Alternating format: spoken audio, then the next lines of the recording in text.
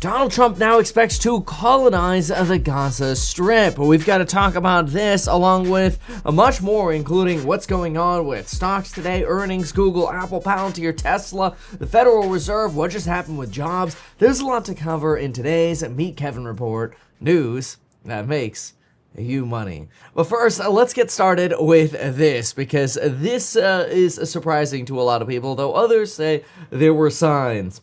And is this truly a Trump colonization of Gaza? Let's listen in to first what Donald Trump said. The U.S. will take over the Gaza Strip, and we will do a job with it, too.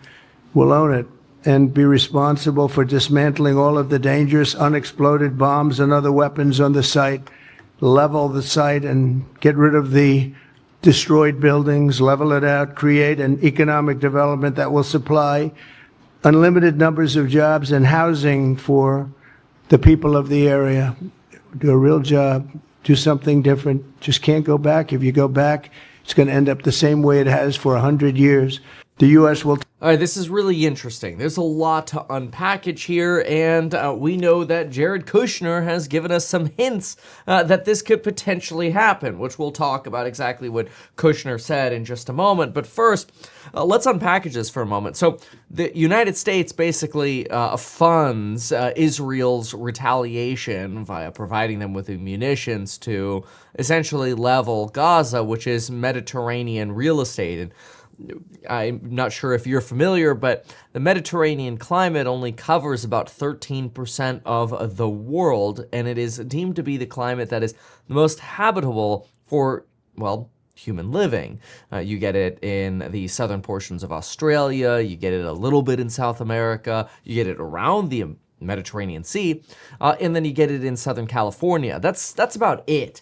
And so if you get that Mediterranean climate, it's usually associated with a highly expensive real estate because you get the climate and you get the ocean. Mediterranean's also a little bit warmer than the Pacific, so some people actually like the Mediterranean better than Southern California. So point here is the United States supplies munitions for Israel to counterattack the October 7th Hamas attack and essentially levels Gaza. Now you have Donald Trump suggesting, all right, well, let's go clean up essentially the bombs that we provided and let's level it out and rebuild it because, hey, we'll rebuild it as wonderful waterfront property, essentially. But that's not actually me saying the waterfront property part. That's a quote from Kushner, which we'll look at in just a moment.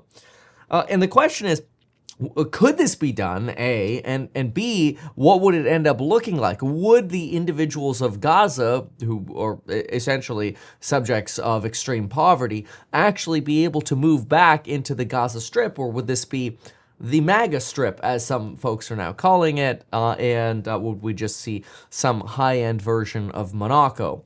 I'll explain that in just a moment. But first, let's listen in to Kushner and his prediction of what should potentially be done in the Gaza Strip many months ago. In Gaza's waterfront property, it could be very valuable to, if people would focus on kind of building up livelihoods. You think about all the money that's gone into this tunnel network and into all the munitions. If that would have gone into education or innovation, what could have been done? And so I think that it's a little bit of an unfortunate situation there. But I think from Israel's perspective, I would do my best to move the people out and then clean it up. But I don't think that Israel has stated that they don't want the people to move back there afterward. The thing that I would try to do if I was Israel right now is I would just bulldoze something in the Negev. I would try to move people in there. I know that won't be the popular thing to do, but I think that that's a better option to do so that you can go in and finish the job. All right, so to go in and finish the job really it means displacing people out of the rubble that is Gaza now. And so my guess is what would end up happening is you would end up getting something like a Monaco now, or Monaco, depending on how you want to say it. If you want to say it with a European accent or you want to say it with an English accent. But something to know about this area is that it is so expensive that you really don't have any workers or individuals who actually live inside of this city, and instead workers commute in from the outside into this sort of yacht and boating community. It's seen as a tax haven, and it's gorgeous. I mean, they have a Grand Prix that takes place over here. It is a world famous destination for, frankly, billionaires, and the opportunities there are: you get waterfront real estate, you get harbors, you get luxury, you get casinos, and then everybody else who is a worker who can't afford to actually live inside of the city, well, they end up getting displaced to outside of the city, and then they have apartment buildings that are built and they can sort of commute in. There are a lot of folks that think that's exactly what would end up happening here, and essentially you're just sort of squeezing out the Gazans, move the poor people out, level it, bring in the Starbucks and the high-end cafes and the high-end casinos and the restaurants and whatever. And then essentially this idea of a two-state solution is dead, because really what you then have is a one-state solution. At least that's what some are arguing. They're saying now you basically have the United States and Israel, and the Palestinians have lost their state. Now others say, no, they'll have the inland. They'll have, kind of like the desert portion of California, and the rich will take the, coastal side, if you will. Others say that, well, how else are you going to rebuild it? It's a rubble. Like, what else are you going to do here? And yet, even others have this idea that, hey, maybe it's actually not such a bad thing, because if you think about it, if the United States takes control of a region in the Middle East, then is it not possible we could potentially add stability to the Middle East? And this is interesting because if you zoom in here, first of all, here's your Mediterranean Sea. Obviously, you've got, France and Italy over here. Here's where Monaco is, right? Well, all the way over here past Cyprus and above Alexandria, this is where you're going to have the Gaza Strip. So this is more southerly, a little bit warmer on the Mediterranean side, still Mediterranean though. And you've got this coastline real estate. While that's great from a real estate point of view, a lot of people actually see this as a geopolitical strategy. And the geopolitical strategy is, hey, if the United States can establish a stronghold here beyond just what they already have in Israel, could this potentially lead to fewer attacks on Israel by countries like Iran or even rebel groups over in Yemen, and potentially actually act as a stabilizing force? There's an argument there that the answer is yes. In fact, there's a common military thesis known as regional hegemons. Regional hegemons essentially dominate. They have the military power and they demand respect. And any kind of issue goes through the regional hegemon. This is possibly why Saudi Arabia is sort of like, no, this is a terrible idea. Please give the Palestinians back their home, because they want to be the regional powerhouse. Whereas the United States is like, nah, we'll just do it with Israel via Trump. And the idea here is you actually now compress the power of Iran. See, one of the reasons that Russia is actually so happy that USAID is getting, all the workers apparently now getting put on leave with the exception of essential workers, is because outside of some of the stupid, wasteful spending the agency has done, USAID is a propaganda organization through humanitarian efforts in part, and also just wasteful spending. But as a result of that, you do express influence. And when you express influence, you can control media, you can control elections in Africa or other parts of the world. And I know most Americans are like, dude, I don't care, man, spend the money in America. You totally get that.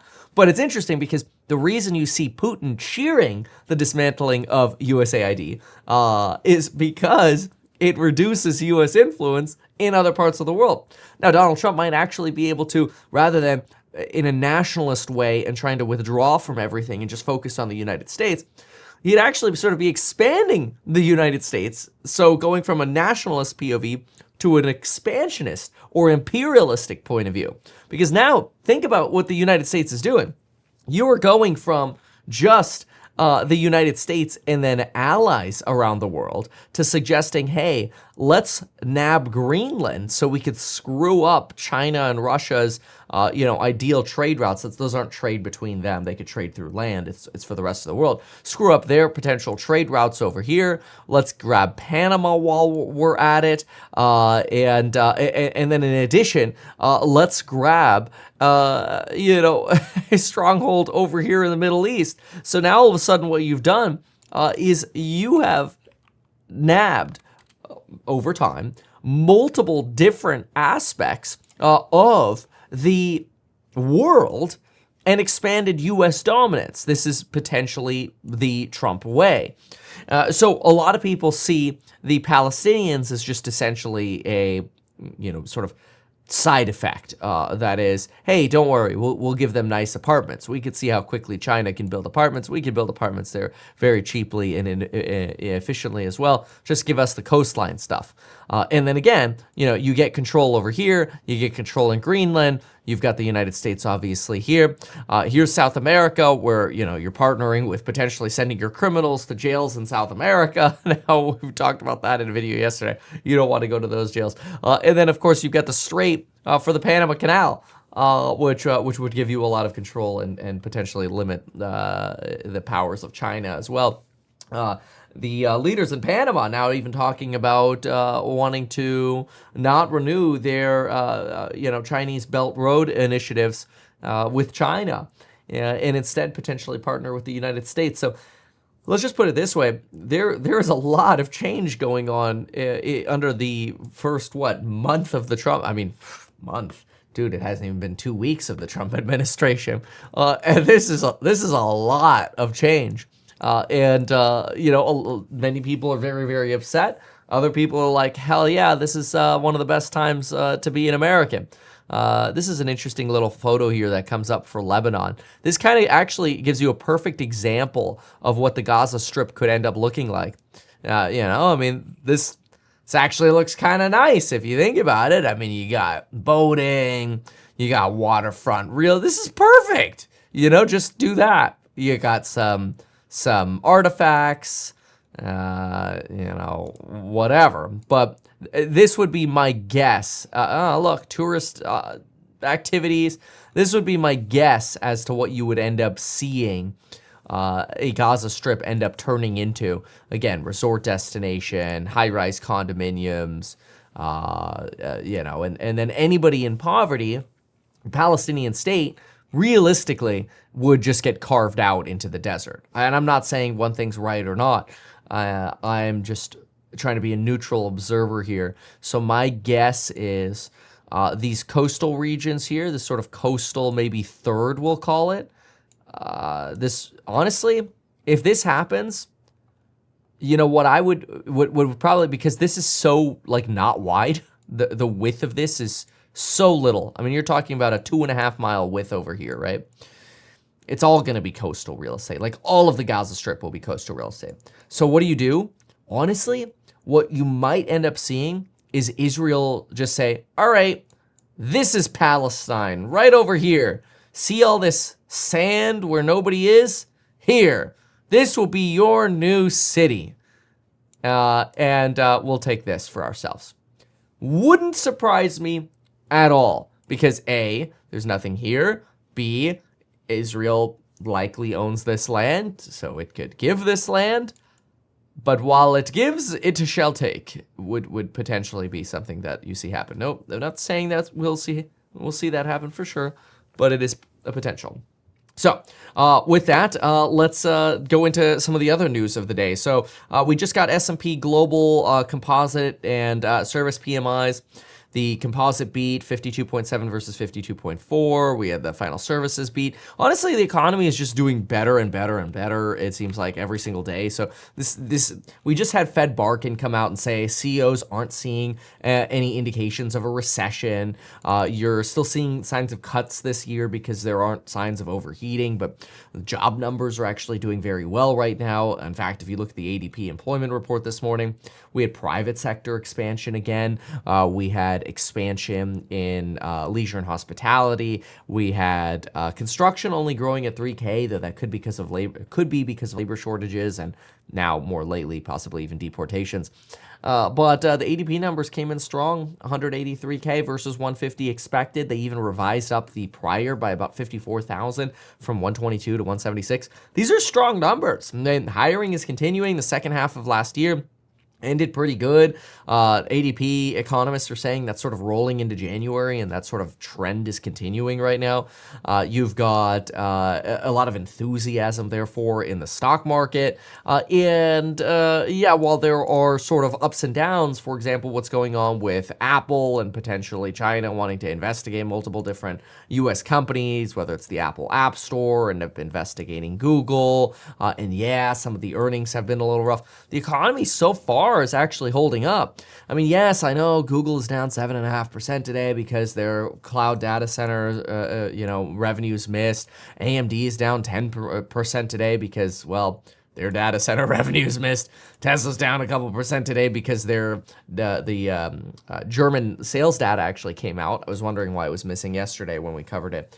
But, German sales registrations for Teslas are down 50% year over year. Part of this is likely because of Elon Musk's activism with the Trump administration and also with the AfD, the Alternative für Deutschland, which, remember, even though the sort of anti-immigration movement has been popular and popularized worldwide, the AfD only collects like 23% of votes in Germany. They still probably need a three-party coalition to actually get anything done in Germany, and for the AfD to have even a one-third level of influence as opposed to no influence if they weren't part of the coalition.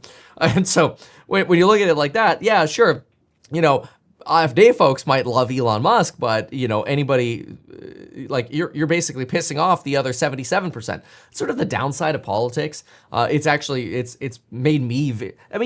I think everybody, hopefully, who at least subscribes to the channel, maybe not somebody who's brand new here, knows that I'm so frickin' in the middle. I don't ever think I could go into politics because it's just like I'm too in the middle. I feel like you almost have to hardline to make it in politics and just suck on the tit of whatever your party or your people say, and then it just turns into this echo chamber, and I hate that kind of stuff. Like I know I could just echo chamber and parrot, one side talking points or the other side talking points, and then you get a lot of subscribers from those sides. But I don't want that. I look for those reasonable people who are like, you know what, Kevin, you keep doing you because we want that in the middle reporting. While we don't have to agree with everything, we want that perspective of, okay, well, is there actually a rational middle that exists in the country? I don't think that can ever exist in politics, but anyway, so.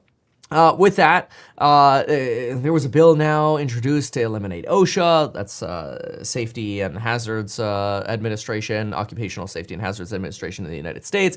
Congress has 37 days left to pass a government funding bill, and we've got still a debate going on as to whether we'll do one reconciliation bill or two for Donald Trump's big, beautiful bill. We'll see about that. You've got Chipotle, by the way, also missed on numbers, and Disney had a little bit of churn on Disney Plus subscribers. And Uber had softer bookings due to deceleration in monthly users, though they're starting to do Waymo rides in Austin, Texas to try to front-run Tesla. So a lot of kind of drama in the earnings world. But overall, so far, the eco appears to be doing really well here. Now, obviously, any kind of shock could change or rock that very, very quickly. But at least in the near term, the numbers that we're getting so far seem to be very good. The manufacturing data we got earlier this week was fantastic as well. So I think so far, looking at January, it's very hard to say that January is anywhere close to any kind of recessionary environment. Probably the only case for recession would be a turn up in layoffs. And a turn up in layoffs could be spawned by a stock market shock or vice versa. For some reason, layoffs tick up. Layoffs. That's the only thing that's sort of keeping us out of a bad economy right now. So far, we're just not really seeing layoffs. Now, even Jerome Powell warned that as soon as we do, well, things will change very rapidly because we're at a balanced level of employment right now, 1-to-1, almost 1-to-1 on the job openings to unemployed workers gap. And as soon as we get layoffs, all of the numbers skew very, very rapidly towards recession, and this is where you start cutting rates very rapidly. But we're just not seeing that. So very, very, way too early on, it seems, any kind of mega bear theses. But anyway, we'll keep an eye on not only markets, but also what happens politically. Obviously, uncertainty is at a very high level. But frankly, uncertainty just leads to, in my opinion, great opportunities. I mean, this morning in the Alpha Report, which you can still get for free for the rest of the month, go to meetkevin.com, and who knows, maybe I'll even extend it a little bit. But you can still get it for free, which means it's still a big money loser for me because I text you the Alpha Report, and I just got another bill. It was like, I don't know, I can't remember what it was. It was somewhere like $6,000 to $10,000 or whatever, just to send text messages to y'all because there's so many of you getting these reports every day. With the exception of yesterday because I was an idiot and I screwed up my schedule. But anyway, this morning, one of the things I mentioned is, you realize with a 71-day sold call on Palantir, because volatility is so high right now, you could get a 13.37% yield. And if you go out to August, you could get a 22% yield. It's crazy what you could get right now because volatility is high on certain stocks. These are the sort of things that I like mentioning in the Alpha Report, along with trend lines and price targets to watch. Anyway, so check that out over at meetkevin.com. And let me know what you think about the potential colonization of the Gaza Strip. Could it be a plus for the United States' power and regional or actually just global dominance?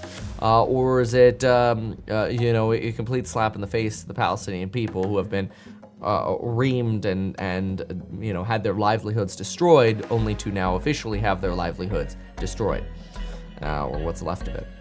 Anyway, let me know what you think in the comments down below, and folks, we'll see you in the next one. Thanks so much, goodbye, and good luck. Why not advertise these things that you told us here? I feel like nobody else knows about this. We'll try a little advertising and see how it goes. Congratulations, man. You have done so much. People love you. People look up to you. Kevin Paffrath there, financial analyst and YouTuber. Meet Kevin. Always great to get your take.